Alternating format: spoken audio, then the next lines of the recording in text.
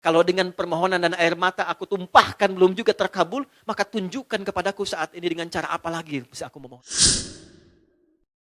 Kalau benar sholatnya karena kita terkoneksi dengan yang punya segalanya, yang mustahil pun menurut manusia, itu tidak ada batas menurut Allah. Ya, tidak ada batas menurut Allah. Banyak kisah viral dalam Al-Quran tentang permohonan yang dipanjatkan dalam sholat untuk mengabulkan persoalan-persoalan yang rumit menurut manusia.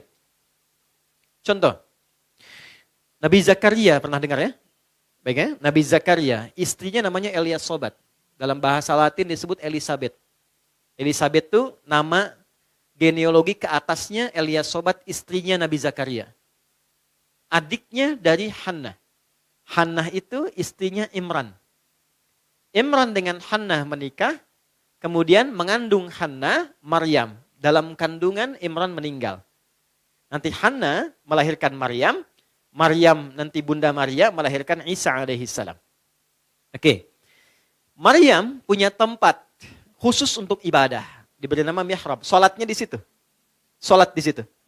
Maka di dalam salat itu tempat menjadi berkah. Secara singkatnya Nabi Zakaria mencoba menunaikan salat di tempat itu.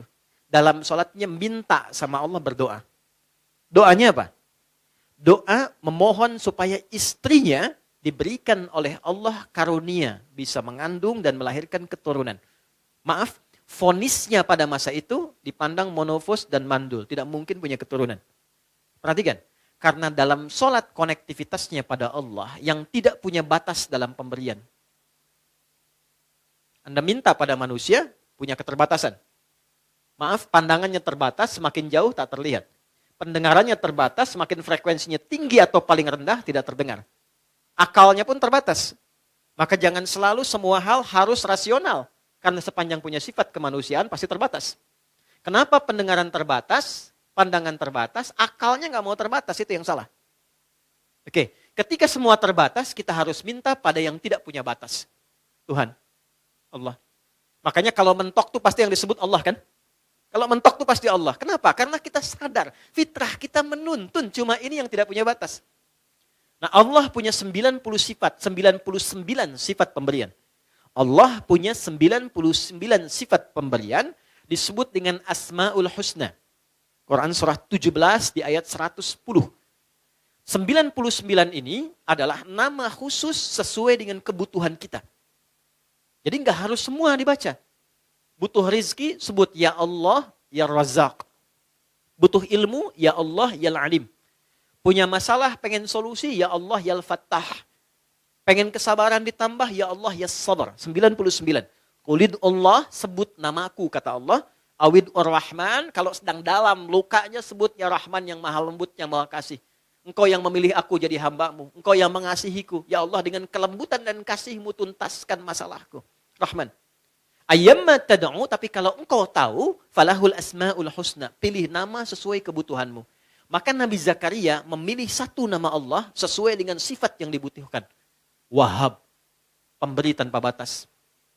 Karena orang mengatakan ada batasan, maka dipilih nama ini tanpa batas. Kalau meminta dengan nama, sebut ujungnya hab. Makanya sering kita minta, Rabbana hab lana min azwajina. Karena beliau khusus minta, ya untuk dirinya, untuk istrinya, maka beliau katakan Rabbi habli. Kan? Hunalika da'a Zakaria Rabbah qala Rabbi habli min ladunka dzurriyyatan thayyibah innaka sami'ud du'a. Itu ada di Ali Imran di ayat yang ke-38.